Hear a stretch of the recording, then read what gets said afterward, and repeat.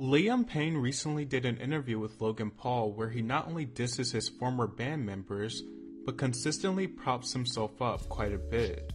And being that Liam was a part of one of the biggest boy bands of all time, it caused a ton of ruckus.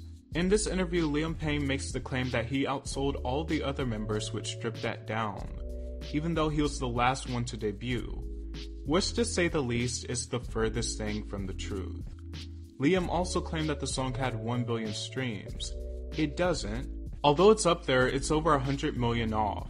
And I want to make clear that it's nothing to scoff at, it's no doubt great numbers either way, but it simply isn't the truth. What's even farther from the truth is the claim that he outsold the rest of his band members' debut. I don't know if Liam Payne is really that far removed from reality or he just wants to make himself feel better. Harry Styles has obviously marked his territory as the biggest solo act of One Direction. He's the member that came out with something vastly different from what his image and sound was as a group. He did a very great job at separating himself from the 1D brand. Sign of the Times was his debut single and a very big hit that not only outstreamed Liam's debut, but also had greater chart success. Likewise, the same can be said about Zayn, who had a pretty monstrous debut, being the first one to leave the group. Pillow Talk amassed over 1 billion streams and hit number 1 in both the UK and USA. Niall Horan also had good success with one of his earlier singles, Slow Hands. Make no mistake, Liam was indeed one of the more popular members initially when going solo, but he was not leading in popularity overall, especially after the release of his album, and he went from such a high in the industry to doing songs with Dixie D'Amelio, who's not known for good music, let alone music most times.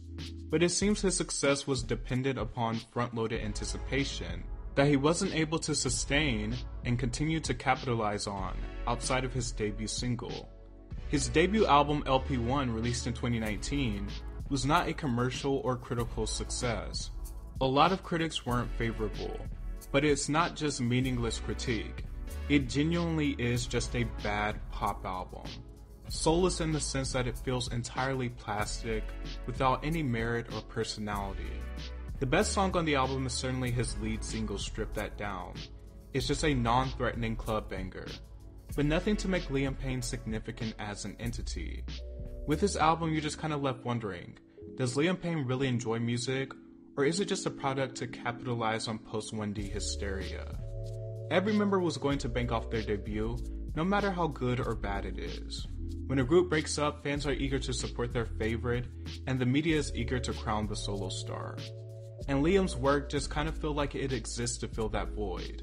Just passable songs that could be given to any other artist, put together for the sake of justifying a solo moment. And there seems to be good reason why Liam Payne's solo music is not very good. In the Logan Paul interview, he also admitted that he doesn't know who he is. At first, he wasn't even interested in being a solo artist. He said that he didn't want to mess up the 1D legacy. Ed Sheeran had come to him with Strip That Down, and he decided to do it. Liam said he decided to go solo simply because it was something to do. It doesn't appear that he felt much passion while making his debut record, and it definitely shows in his material.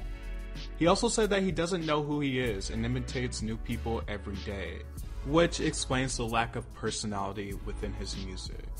Considering he was in a group, it kind of all makes sense though. Some people are just meant to be in groups. Not everyone has the focus to be a compelling solo artist. And at times, being in a group so young can be hard for people stepping into a solo light. They're used to being of a package and fulfilling a spot in that package, not being the entire package. Liam also mentioned that he did remixes a lot in One Direction, and that's the direction he plans to move in for his next record, that he feels most passionate about. He wants to be more of a club and remix artist, it seems. And honestly, it seems like something that would work for him. It doesn't depend much on personality or charisma, just a decent vocal performance and a thumping beat. His solo music thus far has failed to make the impression of an individual identity and style. He even admitted that he struggled to write music because he didn't know who he wanted to be or what people wanted. So it seems he settled for being a vessel for the pop machine as opposed to being the reason his music is substantial. While Liam had a problem with being known as Mr. Boring in One Direction, it seems he overcompensates in other ways, like doing interviews that will rile up headlines as a solo act. While Liam is still figuring out who he wants to be, hopefully he chooses the person he wants to be isn't the one that earns the ire of the fans who gave him a career.